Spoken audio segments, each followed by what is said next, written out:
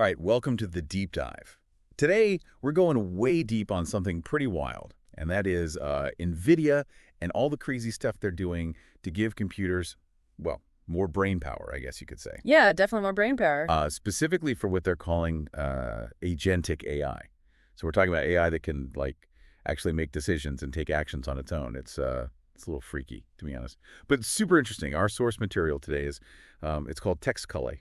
Interesting name. Yeah, and our mission is to like try to wrap our heads around how they're actually changing the nuts and bolts of computers, like the hardware itself, to handle, well, I guess to handle all this new AI stuff. Yeah, and I think what's fascinating for me is just how fast this is all happening. Like Jensen Huang, he's the CEO of NVIDIA, right?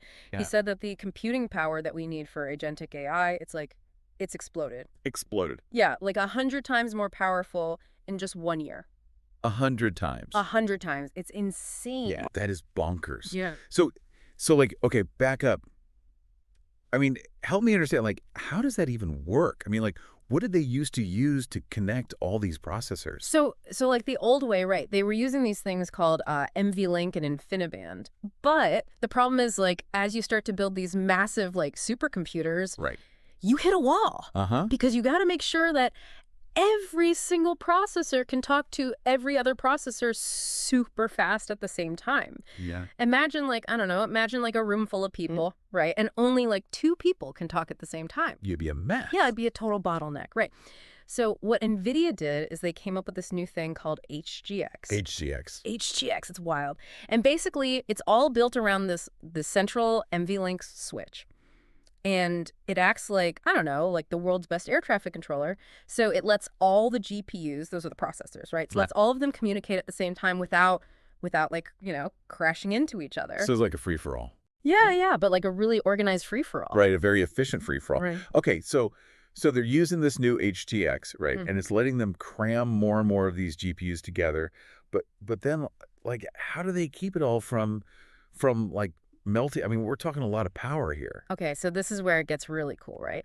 They're using liquid cooling. Liquid cooling. Liquid cooling. Like in a computer. Yeah, like straight up, like, futuristic stuff. So like regular air cooling, right? It just can't keep up. It can't get rid of the heat fast enough. Makes sense. But liquid cooling, man, it's a game changer. They can like pack so much more computing power into the same space. So like, how much more? We're talking about like an exaflop level supercomputer. And what? An exaflop. That's like a billion calculations per second. And they can fit that into a single rack. No way. It's nuts. It's like shrinking a giant spaceship down to the size of a car, you know? It's wild. Okay, so they've got this crazy new architecture, this HGX thing, right? They're using liquid cooling to keep it from overheating. Right. But then, like, what about the chips themselves? Like, are they using the same old processor? No way, man. They've got these new chips like Blackwell. Blackwell? And get this, Vera Rubin? Vera Rubin? Yeah. And those are some serious names. Yeah, those are some serious names. So what's so special about these chips? Okay, so the Blackwell chip, right? It's got like 130 trillion transistors. 130 trillion. Trillion with a T. Okay, I don't even, like, how do you even fathom that number? No, right? It's mind-boggling. But basically, more transistors means more power, more calculations, and then you've got the Vera Rubin architecture, which is like purpose-built for training these massive AI models. So like, what's the timeline on all this? When is all this stuff coming out? So they're saying that Blackwell Ultra, that's coming out by the end of this year. But Vera Rubin, that's 2025.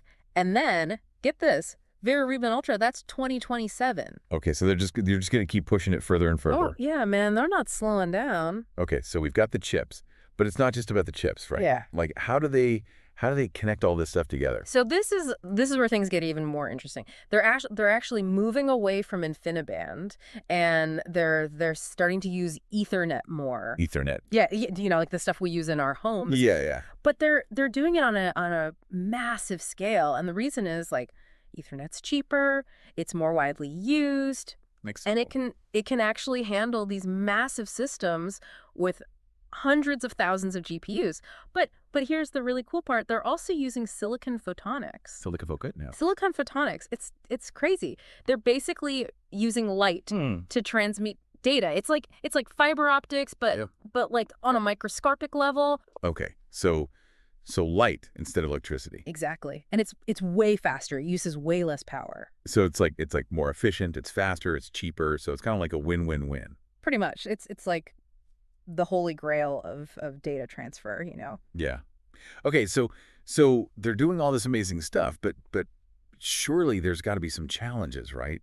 Like connecting millions of these GPUs. I mean, that can't be easy. Oh, absolutely. I mean, it's a huge undertaking. Like right now, each GPU needs multiple transceivers, which like suck up a ton of power. Right. And they're not cheap either. Each one costs like $6,000. So NVIDIA's like working really hard to figure out how to make all this stuff more efficient, more affordable, Yeah, totally.